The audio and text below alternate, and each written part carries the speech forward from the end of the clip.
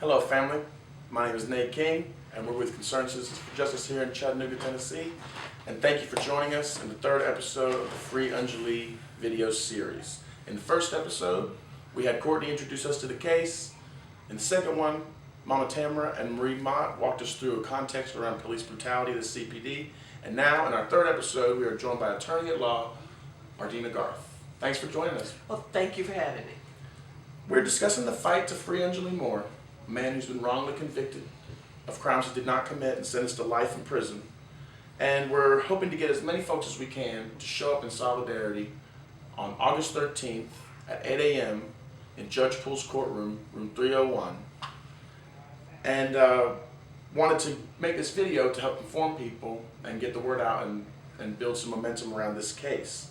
So, if I may ask us just to kick us off, Attorney Garth, in your 25 years of service as district public defender and your years of experience practicing law, could you tell our viewers why it's important to show up and stand in solidarity with Mr. Moore at his post-conviction hearing?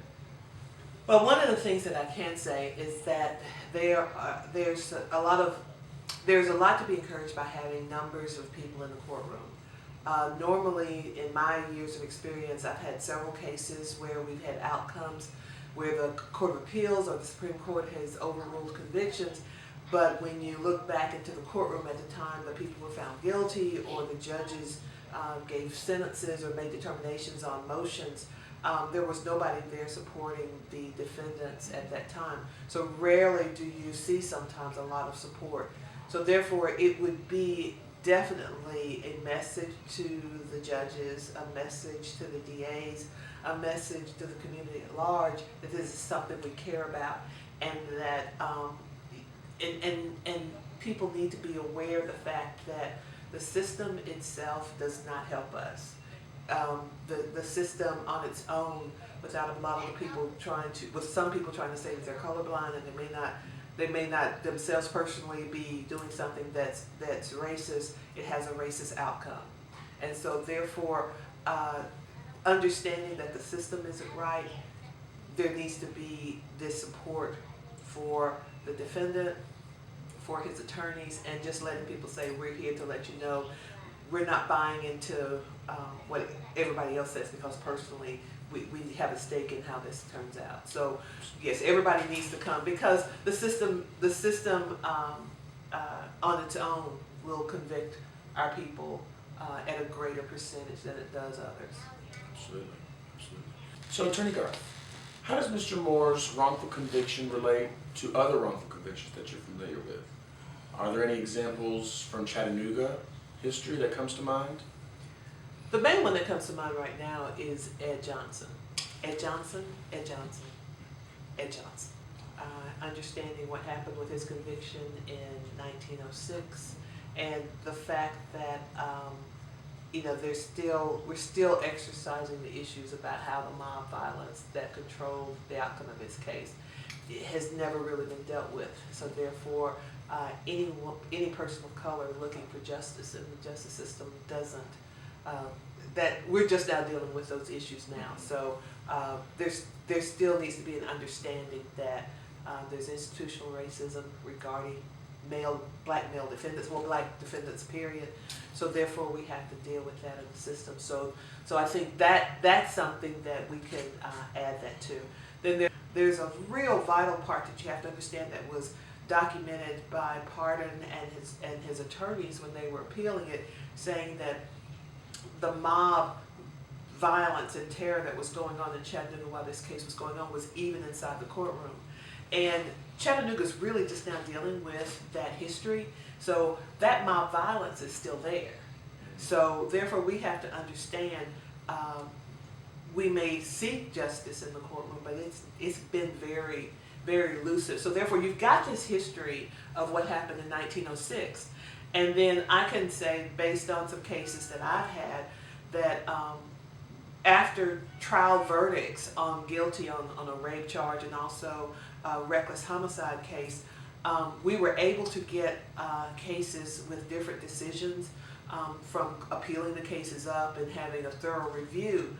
But after a couple of the justices, especially A.A. Birch, who was on the Supreme Court, and Mickey Barker, who was on the Supreme Court also, when they left, one of my cases went back up for a later review after a retrial, and there was nothing wrong with the case. So therefore, you kind of have to wonder, there's been kind of a change in how some things look, but you have to keep going and keep at least fighting and asking and requiring justice. I was telling a friend of mine earlier that I had said I wasn't getting that involved in the court system that much because it was unfair. It was just not a fair system to deal with. But there was they talked about a parable where a woman was going to the system asking for justice, knowing that it had been unjust. So that's kind of getting to my heartstrings. I got to get back there. I got to get back in the swing of things. We need you, Attorney Garland. We need you. And if nothing else, and as I said one time, I've said before to other people, sometimes I think I can help by saying, in my 20 years, I can tell you what I saw as a public defender. I can tell you what I saw in the system. But I'll be willing to make that, as long as my client will understand. I'm gonna speak truth to power. They may not want to hear it, yes, but I'll be glad to do it. So I'm glad to be here. I'm glad to be a part of this. That's great. Well, on that note of speaking truth to power, would you mind explaining to us the impact and the importance of the ruling around Ed Johnson's case, and how would that ruling impact today's criminal injustice system if it was to actually be put into practiced law? Well, if nothing else, the ruling and a lot of things that you got from the Ed Johnson case is that black defendants were not being treated fairly, and even if there may not have been the actual mob mentality in the courtroom, mm-hmm. there is this feeling sometimes that simply because you're dealing with black bodies, when you don't address the systemic racism, you're doing just as much as that mob mentality where the person mm-hmm. was reaching in the courtroom. So therefore, that's why it's real important when you think about Ed Johnson, when you think about any young black man who is going through the system, especially Mr. Moore, you have to also think Ed Johnson. And the other part that I was involved in was that there was a Supreme Court commission that was looking into racial and ethnic fairness. And I was just looking through one of the reports online the other day, and one of the recommendations was that it was supposed to have a committee on race to look yearly at the issues of race inside the court system. Have they done that? No. Has anybody talked about the report? No. So that's mm-hmm. I hope that answers your question. It does. Yeah. And thank you so much for joining us and sharing with us all this. And I wanted to ask, before we close, one more reminder for folks to turn up and show out in solidarity on August 13th. It's Monday, 8 a.m. in Judge Poole's courtroom, room 301, 600 Market Street. And before we go out, I wanted to ask, do you have any closing remarks or closing statement? Yes, please understand that the part that you can play as an informed black citizen is that sometimes victory may not happen on the first level, or sometimes, because think about it, it's been since 1906, and like I said, some people still are going, Ed Johnson, who? We didn't know what happened. But there were people that did the right things, and people are going back now and seeing at a later date these are things that are happening.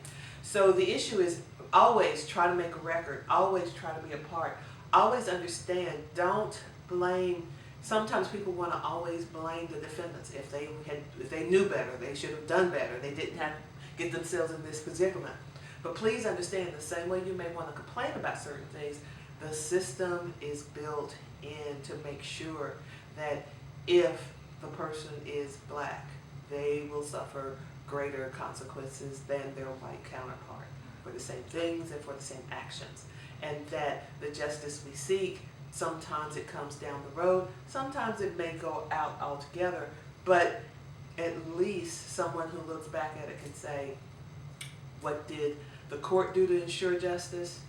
we can see. They're, as far as they're concerned, there's nothing wrong with it. But no one's exorcised the ghost of Ed Johnson. So therefore, there's some issues that are still there, and they will, those are things that we need to deal with and understand. Absolutely. Well, thank you once again. Thank you. And thank you for watching. I hope I was helpful. Yes, you were. Bye.